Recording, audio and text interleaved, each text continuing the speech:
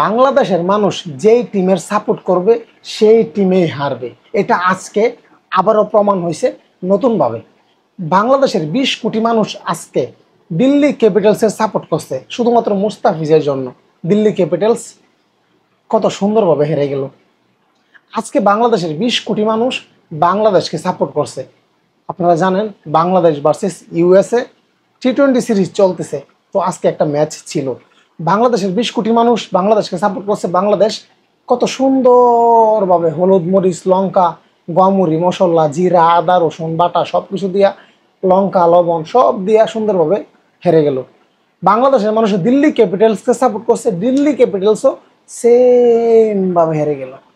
ভাইরে ভাই, সূর্য পূর্ব থেকে পশ্চিম দিক দিয়ে উঠতে পারে, কিন্তু বাংলাদেশের সাপোর্টাররা যে টিমের সাপোর্ট করবে সেই টিম কখনো জিততে পারবে না, জিততে পারে না। এটা আজকে আবারও প্রমাণ হয়েছে।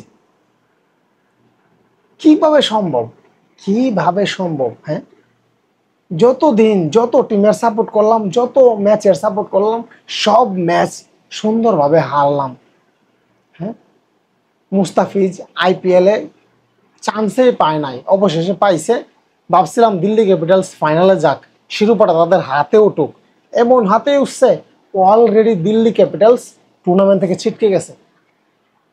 টুর্নামেন্ট থেকে অলরেডি ছিটকে গেছে, আর কোনো আশা নাই সেমিতে যাওয়ার, ফাইনালে যাওয়ার, একদম শেষ।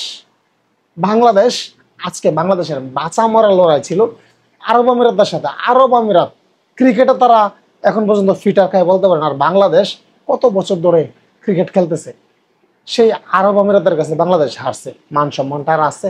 হ্যাঁ, বাংলাদেশি সাপোর্টার যে টিমের সাপোর্ট করবে সেই টিমেই হারবে। আজকে যদি অস্ট্রেলিয়ার সাথে উগান্ডার খেলা হয়, বাংলাদেশের মানুষ যদি অস্ট্রেলিয়া সাপোর্ট করে, অস্ট্রেলিয়া হারবে। এটাই বাস্তব, এটাই বাস্তবতা।